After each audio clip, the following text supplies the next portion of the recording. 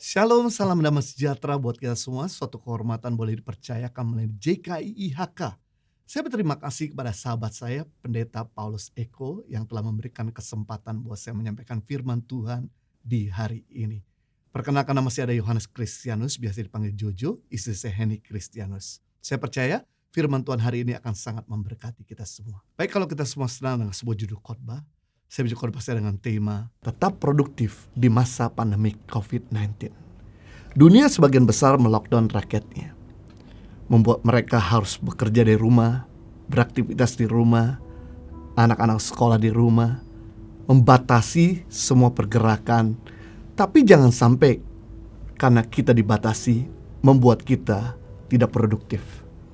Justru masa-masa pandemik inilah kita harus mengambil keuntungan di musim ini, sehingga ketika musim ini berlalu, kita sudah mengalami upgrading, kita sudah ada di level yang lebih baik. Jangan sampai masa pandemik ini mengambil keuntungan buat kita. Itu sebabnya Tuhan memberikan pada kita talenta dan kemampuan untuk kita kembangkan. Ada 3 alasan kenapa Tuhan memberikan kemampuan, kenapa Tuhan memberikan talenta, kenapa Tuhan memberikan skill. Yang pertama, tujuan Tuhan memberikan skill, talenta, agar kita bisa mencari nafkah. Dengan karunia saudara bernyanyi, main musik, saudara bisa cari nafkah. Dengan talenta saudara dagang, saudara bisa cari nafkah. Dengan talenta saudara bahkan bahasa, communication, design, dan sebagainya, Anda bisa mencari nafkah. Tujuan kedua, Tuhan memberikan talenta kepada kita agar kita gak perlu jadi benalu buat hidup orang lain, agar kita jangan jadi peminta-minta. Untuk sementara waktu kita disupport sama orang tua karena masih sekolah, that's fine, tidak ada masalah. Untuk sementara waktu kita masih disupport sama orang lain karena kita baru saja bangkrut, is okay. Tapi bukan untuk selamanya kita bergantung sama orang lain. Itu sebabnya Tuhan memberikan kepada kita talenta, kemampuan atau skill agar kita bisa berdiri di atas kaki kita sendiri. Tujuan yang ketiga, Tuhan memberikan talenta atau kemampuan agar kita bisa jadi berkat buat orang lain. Dengan karunia saudara dagang, saudara bisa ngajarin orang berusaha atau dagang, akhirnya menciptakan lapangan pekerjaan. Dengan karunia saudara masak, saudara bisa ngajarin ibu-ibu, akhirnya ibu-ibu tersebut bisa masak lebih nyaman lagi di rumah dan membuat suami dan anak-anak betah dan kerasan di rumah. Dengan karunia saudara desain, IT, komputer, saudara bisa ngajarin orang sehingga orang tersebut bisa punya posisi lebih tinggi. Tujuan Tuhan memberikan talenta agar kita bisa memberkati yang lain. Bisa bayangkan apa yang terjadi kalau talenta Anda dikembangkan, maka yang terjadi nafkahmu akan semakin besar. Kita makin kokoh berdiri di atas kaki kita sendiri. Dan yang ketiga, kita bisa jadi berkat buat lebih banyak lagi orang. Nah, kita belajar sekarang bagaimana kita tetap produktif walaupun kita sekarang ini dibatasi. Yang pertama, kita harus terus melekat pada pokok. Kita harus melekat pada sumber. Yohanes pasal 15 ayat 5. Yesus memberikan analogi bahwa akulah pokok anggur dan kamu ranting-rantingnya. Barang siapa tinggal dalam aku dan aku dalam dia, ia berbuah banyak. Sebab di luar aku, kamu tidak dapat berbuat apa-apa. Yesus mengajarkan sebuah analogi bahwa dialah pokoknya dan kitalah carangnya. Dialah sumbernya, kita rantingnya. Memang yang didekati burung, makhluk hidup ada ranting. Karena ranting berbunga, berbuah, berdaun. Tapi seandainya ranting tersebut merasa bahwa dia bisa berdiri tanpa sumber, dia lepas daripada pokoknya, maka ranting tersebut lama-kelamaan akan kering dan segera mati. Namun sebaliknya, sekalipun ranting itu gundul, gak produktif, tapi kalau dia dicangkokkan pada sumber, maka ranting tersebut akan produktif, berbunga, berbuah, dan berdaun. Mungkin Anda merasa bahwa saya lahir dari keluarga tidak berada, saya bukan orang yang fasih bicara, saya bukan orang yang pintar di generasi. Tapi saya beritahu, selama engkau nempel pada sumber yang tepat, maka engkau akan tetap produktif. Sebaliknya, mungkin Anda merasa bahwa Anda adalah orang yang mampu, Anda dilahirkan dari keluarga yang berada, Anda fasih bicara, Anda mungkin merasa bahwa Anda pintar, Anda tidak butuh Tuhan, maka lama-kelamaan Anda tidak lagi jadi produktif. Kita bisa melihat di dalam Alkitab, ada begitu banyak tokoh-tokoh di mana latar belakang mereka adalah orang-orang yang punya latar belakang buruk. Mereka bukan orang-orang yang hebat. Mereka adalah orang-orang yang punya karakter bahkan parah. Tapi karena kedekatan pada sumber yang tepat, yaitu Tuhan, membuat mereka menjadi orang-orang yang berubah, membuat mereka jadi orang-orang yang powerful, menjadi orang-orang yang dipakai Tuhan. Saya teringat dengan Yusuf, dibesarkan dari keluarga disfungsional. Bapaknya punya istri 4, dibenci oleh kakak-kakaknya, dijual jadi budak oleh saudaranya, dipenjarakan karena difitnah, diabaikan dan dilupakan sama orang-orang di mana dia pernah berbuat baik. Tapi karena kedekatan Yusuf sama Tuhan, membuat Yusuf punya hikmat melebihi orang-orang di zamannya. Sampai semua orang tidak mampu menerjemahkan mimpi Firaun, hanya Yusuflah yang bisa menerjemahkan. Biasanya lulusan S3, S2, S1 yang jadi Perdana Menteri. Tapi Yusuf dibatasi, tidak sempat kuliah, ada dalam penjara, bahkan ngalami pasar budak, sumur kering, bahkan juga difitnah, dipenjarakan. Tapi kedekatan Yusuf sama Tuhan membuat Yusuf tetap produktif, menjadi Perdana Menteri atas negara dikuasa, itu Mesir. Berikutnya adalah Musa. Siapa dia? Anak budak Yahudi, mantan pembunuh, tidak fasih bicara. Tapi karena kedekatan Musa sama Tuhan, sampai Musa itu berpuasa 40 hari 40 malam, membuat Musa menjadi manusia yang paling lemah lembut di muka bumi. Membuat Musa menjadi seorang nabi yang paling spektakuler bagi bangsa Israel. Jadi kalau sampai hari ini kita tanya sama orang Yahudi, nabi terbesar mereka adalah bukannya Zakaria, bukannya Yeremia, tapi Musa.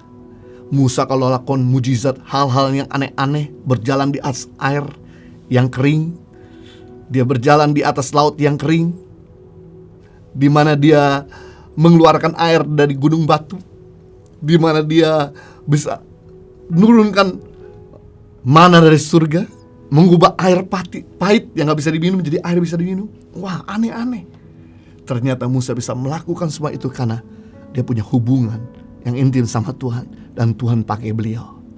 Berikutnya adalah Daud. Siapa dia? Anak gembala kambing domba. Tidak dianggap anak oleh keluarganya, dijadikan pembantu oleh keluarganya. Bahkan dia juga pernah berzina, dia membunuh suami orang. Tapi kemudian kedekatan Daud sama Tuhan, pertobatan Daud sungguh-sungguh kepada Tuhan, menjadikan Daud jadi pahlawan perang, menjadikan Daud raja Israel yang paling dihormati, raja Israel paling terbesar sampai hari ini. Kalau kita ketemu orang Yahudi, raja terbesar mereka adalah Daud. Dan dari Daud lahirlah sang juru selamat. Haleluya. Mungkin kita punya latar belakang buruk, dosa kita begitu banyak. Mungkin kita adalah orang yang tidak pandai bicara. Mungkin kita adalah orang yang tidak pintar. Mungkin kita orang yang banyak sekali buat kesalahan yang fatal. Tapi selama kita meninggalkan masa lalu kita, kemudian kita sungguh-sungguh dalam Tuhan, bergaul sama Tuhan, maka dari kita akan lahir hal-hal yang mulia. Daniel, siapa dia? Tawanan perang, dibenci oleh sekelilingnya. Tapi sekalipun Daniel berada di pembuangan, dibatasi, dia menjadi seorang tawanan. Ketika dia berdoa sehari 3 kali kepada Tuhan, membuat Daniel memiliki hikmat 10 kali lebih cerdas daripada orang-orang di zamannya. Semua orang di dalam Babel tidak mampu untuk menerjemahkan mimpi Raja Nebukadnezar, justru Daniel lah yang mampu menerjemahkan mimpi. Luar biasa, membuktikan bahwa lockdown, dibatasi, nggak membuat kita menjadi bantet, tapi membuat kita bisa produktif. Berikutnya, Petrus. Siapa dia? Nelayan miskin, pengecut, sombong. Bukan cuma nyangkal Yesus, tapi mengutuk Yesus sampai 3 kali. Tapi kemudian ketika dia bergaul sama Tuhan, diubahkan menjadi rasul yang paling berani. 1 kali khotbah 3.000 orang diselamatkan, menjadi rasul yang dihormati, menjadi rasul yang siap mati bagi Tuhan Yesus. Saulus, siapa dia? Penganiaya jemaat, pembunuh, sangat keras kepala. Tapi begitu dia bergaul sama Tuhan, menjadi perintis gereja terbanyak, penulis hampir separuh dari kitab Perjanjian Baru, bahkan juga menjadi pengajar yang terbaik. Kita bisa melihat rupanya orang-orang yang dekat sama Tuhan, hidupnya bisa berubah. Kenapa? Karena kedekatan kita sama Tuhan menentukan keserupaan kita dengan Tuhan. Your nearness determine your likeness. Kalau kita dekat sama orang timur, pasti kita akan mirip dengan orang timur. Kita mulai mengerti logat timur, kita mulai mengerti bercanda orang timur, kita mulai mengerti bahasa timur, dan kita mirip dengan orang timur. Juga ketika kita dekat sama orang barat, maka kita akan mirip dengan orang barat. Kita mulai mengerti bahasa barat, budaya barat, bercanda yang orang barat. Sama hal ketika kita dekat sama Tuhan, pasti sadar tidak sadar kita akan semirip seperti Tuhan kita. Gaya kita berbicara, gaya kita bertingkah laku, gaya kita bersikap akan mirip seperti Yesus Kristus Tuhan kita. Itu sebabnya tolong dianalisa dari mulai tahun lalu sampai saat ini. Apakah kasih kita bertambah-tambah atau berkurang-kurang? Tolong dianalisa dari mulai awal pandemik masuk di Indonesia sampai hari ini.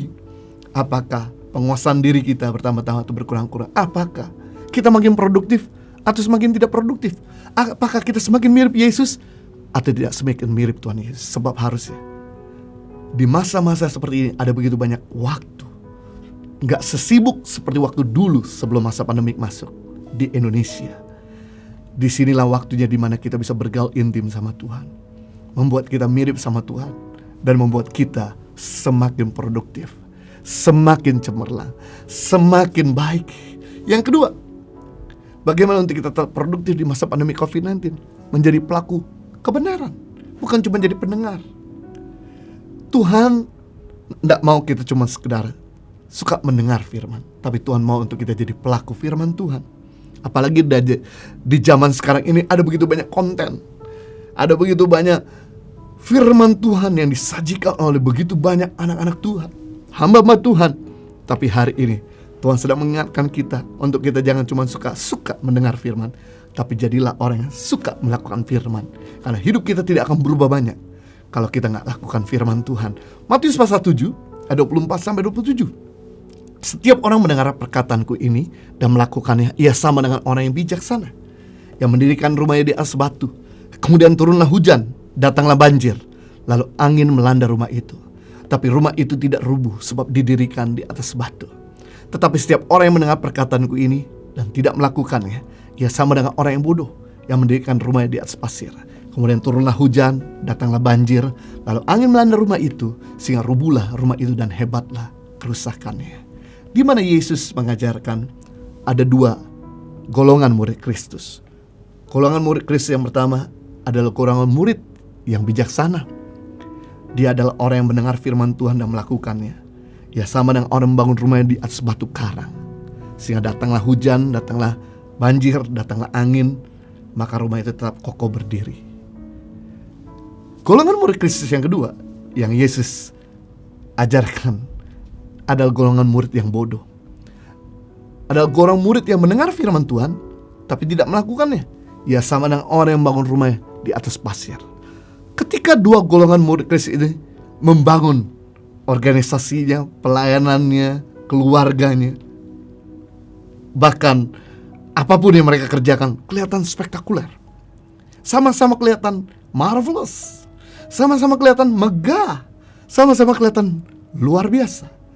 Kita gak pernah tahu dari mana bangunan ini materialnya berasal sampai datang masalah. Firman Tuhan dikatakan masalah yang pertama yang datang yaitu hujan. Bicara soal masalah dari atas, masalah orang yang lebih tua, masalah dari pemimpin, masalah dari kemampuan kita datang. Yang kedua, datanglah angin, masalah sekeliling, masalah dari orang-orang terdekat dengan kita, orang-orang yang satu level dengan kita. Yang ketiga, datanglah banjir, bicara masalah dari bawah, orang yang lebih muda mungkin, pegawai kita. Ketika masalah itu datang dari atas, dari sekeliling dan dari bawah, kita bisa melihat mana murid yang bijak dan mana murid yang bodoh. Firman Tuhan berkata, murid yang bodoh boleh kelihatan pekerjaan yang spektakuler, tapi apa yang dikerjakan begitu datang masalah, maka hancur dan hebatlah kerusakannya. Kita gak pernah tahu kapan masalah itu datang. Karena masalah gak pernah diundang, dia selalu datang. Yang kita perlu lakukan, pastikan kita membangun rumah tangga, usaha, karir, pelayanan kita di atas batu karang. Mungkin saja vaksin COVID-19 ditemukan. Kenapa disebut COVID-19? Karena muncul di tahun 2019. Bisa saja nanti COVID-35 muncul lagi, COVID-45 bisa keluar lagi. Di dunia, masalah akan selalu datang. Yang kita perlu lakukan adalah gak usah pusing masalah itu mau datang. Dia bisa datang apa saja, selama kita membangun rumah tangga kita, pekerjaan kita, karir kita, usaha, pelayanan kita di atas batu karang, maka kita akan tetap kokoh dan solid. Hari-hari ini kita melihat ada begitu banyak organisasi, perusahaan, bahkan anak-anak Tuhan yang mengalami chaos karena mereka salah membangun. Mereka membangun hanya untuk kelihatan keren, pengen cepat, agar kelihatan hebat, tapi mereka bukan jadi pelaku kebenaran firman Tuhan. Kalau kita cuma tahu firman dan tidak melakukan, terus terang, iblis pun jauh lebih hebat.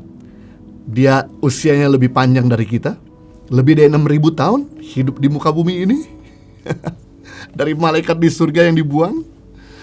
Cuman masalahnya adalah iblis itu tahu firman tapi tidak melakukan firman. Kalau kita cuma tahu firman tidak melakukan, wow, gak ada bedanya sama si jahat itu.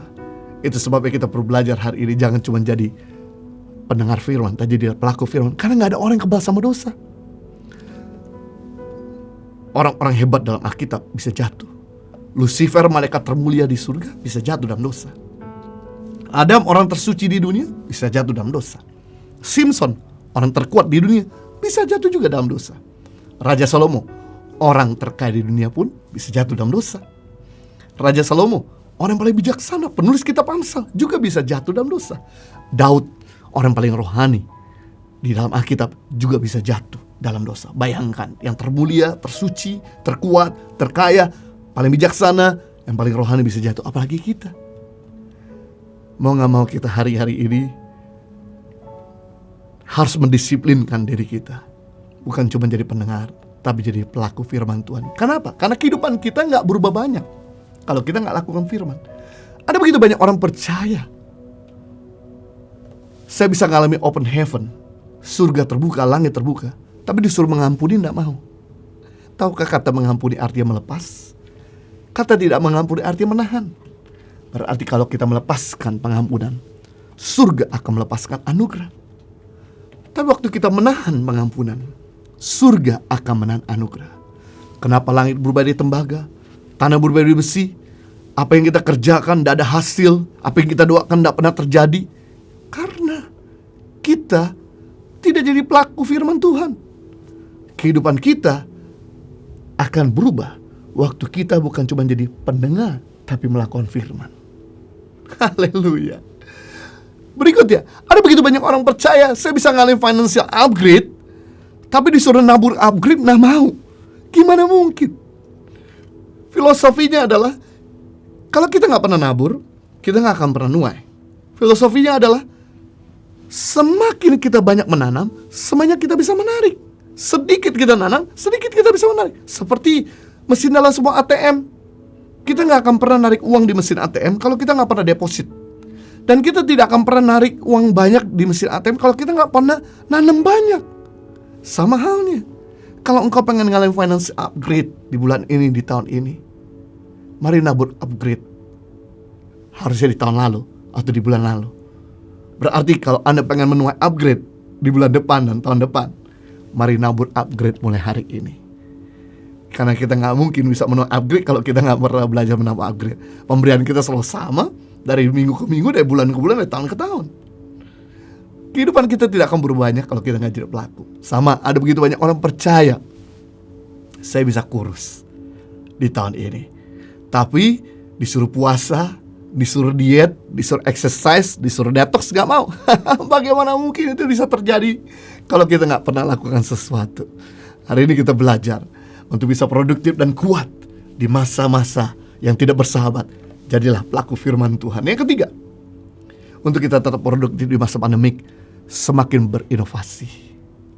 Upgrade diri, jangan puas dengan keadaanmu. Roma 12 ayat 2, janganlah kamu menjadi serupa dengan dunia ini, tapi berubah oleh pembaruan budimu, sehingga kamu dapat membedakan manakah kehendak Allah, apa yang baik, yang berkenan pada Allah, dan yang sempurna. Wow, Rasul Paulus sedang memberitahu untuk kita mengupgrade cara berpikir kita. Jangan sampai sama lagi dengan yang kemarin. Jangan sama lagi dengan dunia. Artinya, mari kita beat kemampuan kita kemarin. Mari kita taklukkan keberhasilan kita minggu lalu. Mari kita kalahkan kemenanganmu bulan lalu.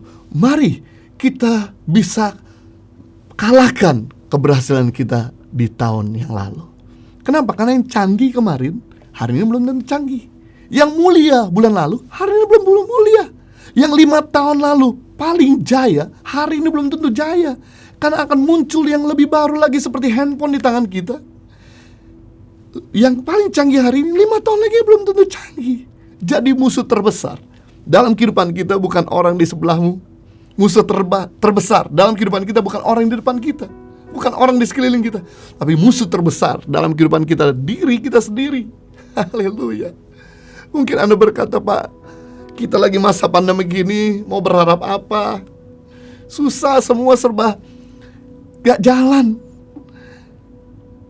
Kita gak akan kayaknya bisa melewati masa-masa ini deh. Dapat keuntungan agak susah. Udahlah, kita terima aja nasib kita. Memang buat mereka yang gak mau melakukan inovasi, mereka akan berjalan di tempat.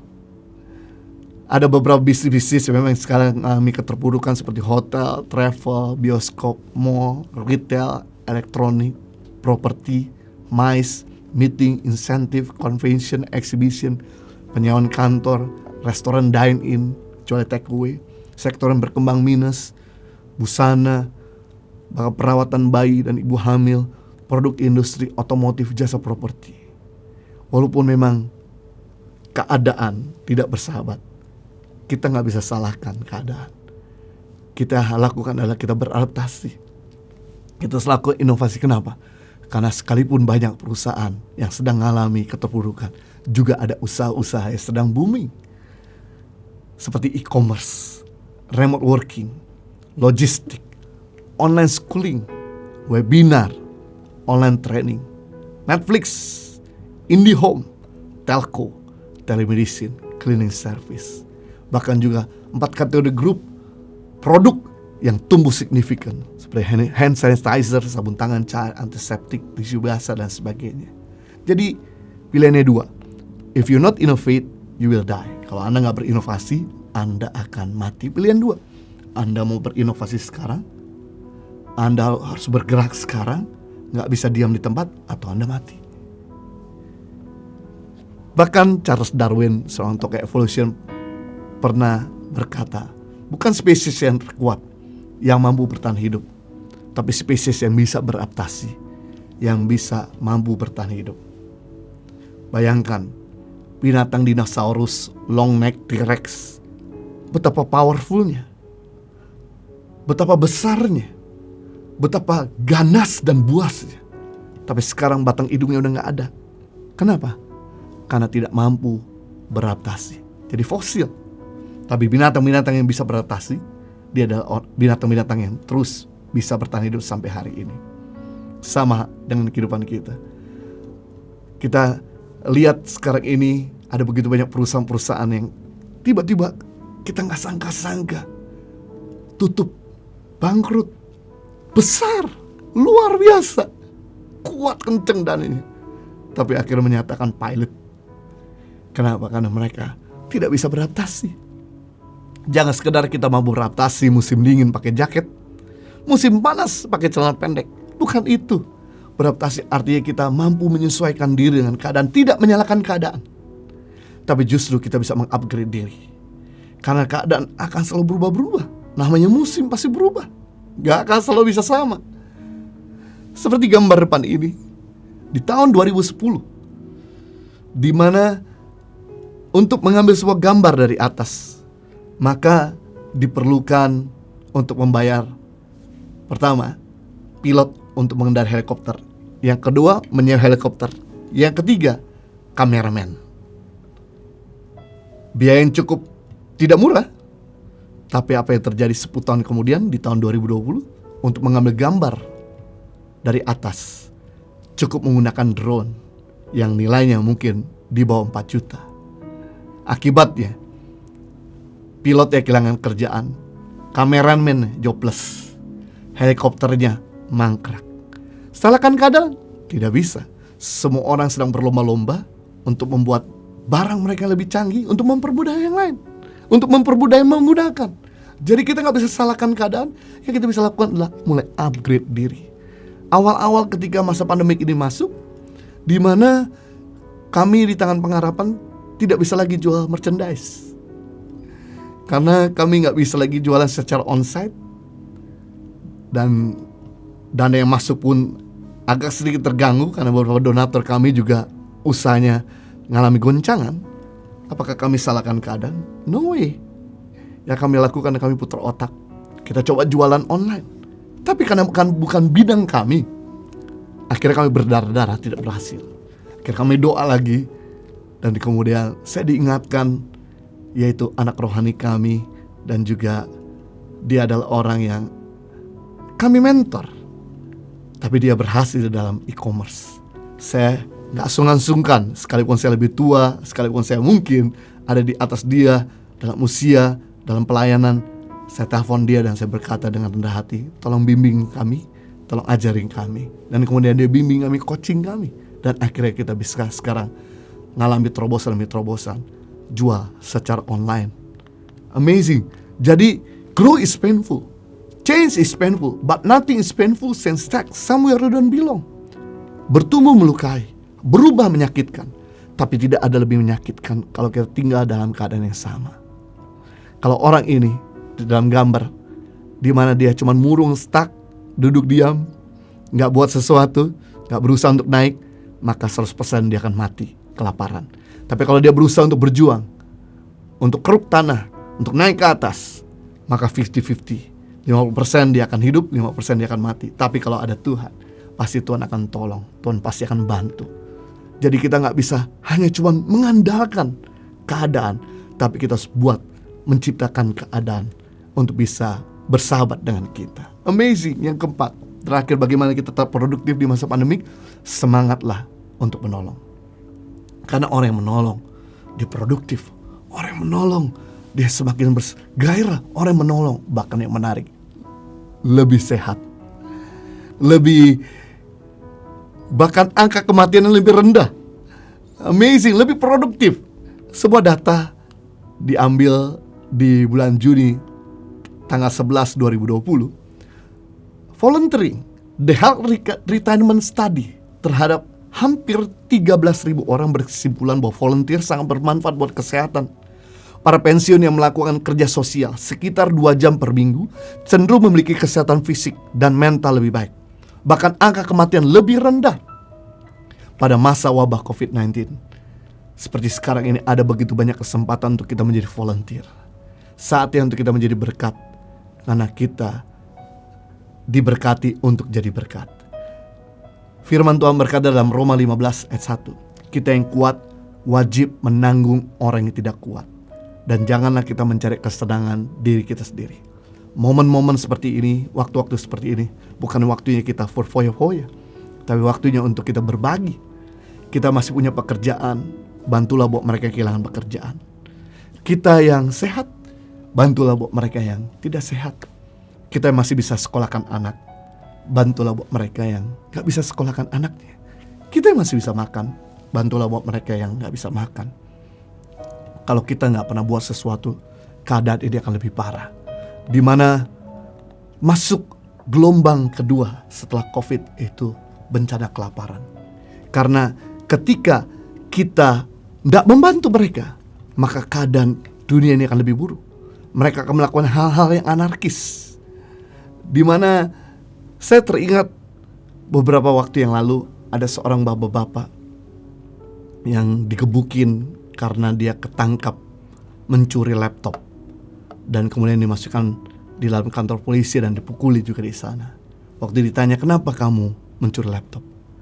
Karena sejak masa pandemik, anak saya harus sekolah lewat komputer, lewat online. Saya gak punya uang untuk membelikan laptop. Itu sebabnya saya mengambil laptop ini.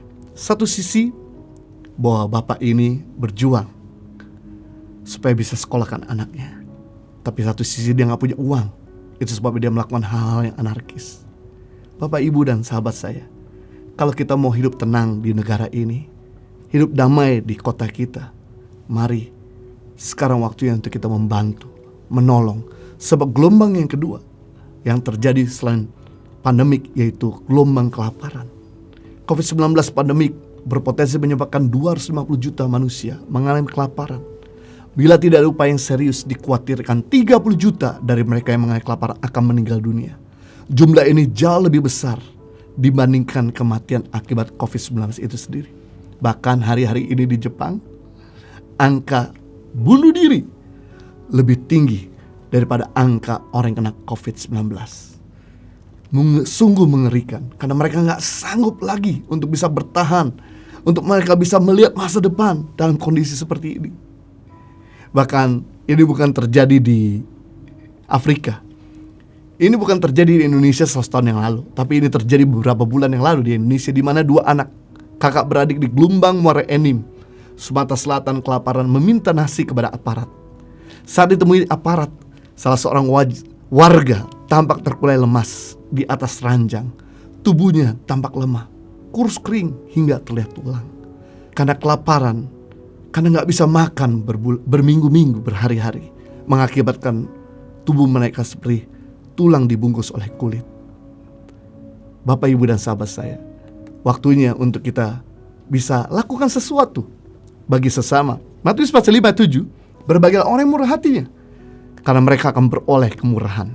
Menarik, kata murah hati artinya mudah membagi, mudah mengerti, mudah melepas, mudah menaruh belas kasihan pada orang lain, mudah berbuat baik. Lawan dari murah apa? Mahal. Berarti lawan murah hati, mahal hati. Mahal hati artinya sukar membagi, sukar mengerti, sukar berbuat baik kepada orang lain, sukar mengampuni, sukar menaruh belas kasihan. Apa yang terjadi? Firman Tuhan berkata, ketika kita mudah membagi, surga akan mudah membagi. Tapi ketika kita sukar membagi, surga akan sukar membagi. Berarti kesimpulannya, jaminan keamanan finansial di musim krisis, belajarlah murah hati.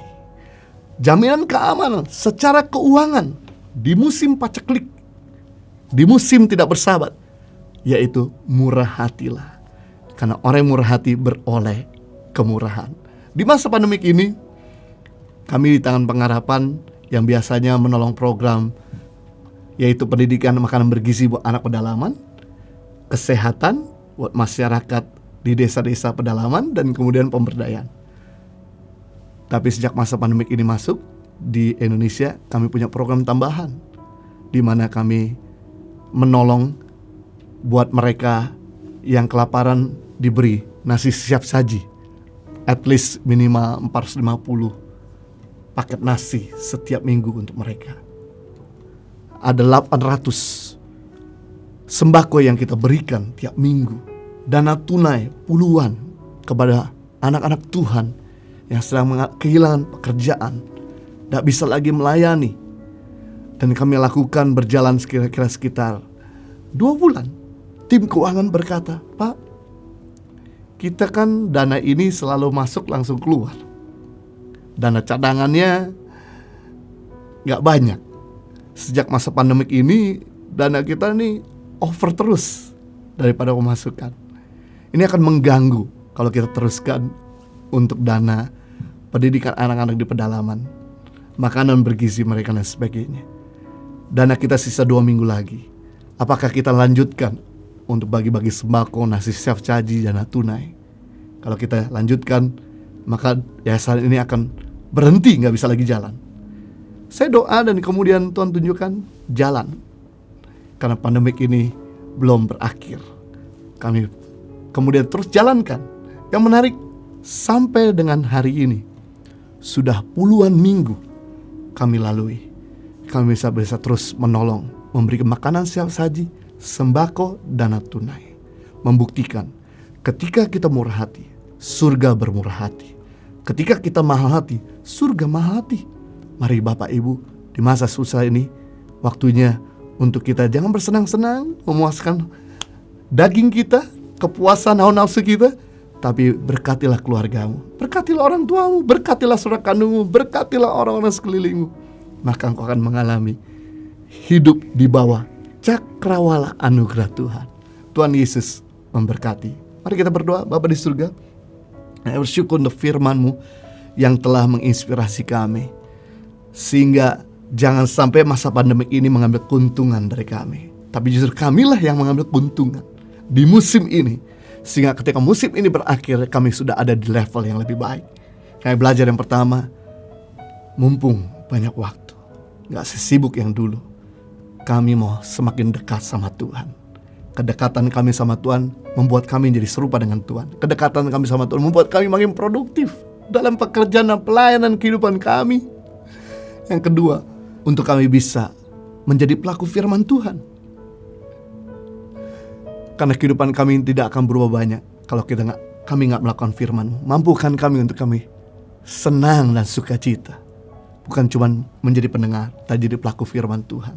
Dan ketika kami jadi pelaku firman Tuhan, badai sekencang apapun, kami akan tetap berdiri bersama dengan Tuhan. Yang ketiga, untuk tetap produktif di masa pandemi, kami mau terus berinovasi. Berikan hikmat, berikan pada kami kreativitas, berikan pada kami kemampuan untuk bisa melewati rasa nyaman kami, sehingga kami bisa keluar dari tempat di mana kami stuck, di mana kami gak lagi bisa berkembang. Dan kami tahu ketika kami bisa banting setir dengan melakukan apa yang Tuhan kehendaki buat kami, dengan mendengarkan nasihat dari orang lain, berdiskusi, maka akan banyak terobosan-terobosan yang akan terjadi buat kami, perusahaan kami, pekerjaan kami, pelayanan kami. Yang keempat, kami belajar untuk kami tetap produktif. Kami belajar untuk senang memberi, senang menolong. Karena dengan demikian, bukan cuma orang lain diuntungkan, kami pun diuntungkan. Lebih sehat, lebih produktif, lebih semangat, lebih bergairah, bahkan juga makin diberkati. Sehingga kami boleh berjalan mulai sekarang sampai selamanya, from glory to glory, success to success, victory to victorious. Demi nama Yesus, kita semua sudah diberkati, sama-sama katakan amin.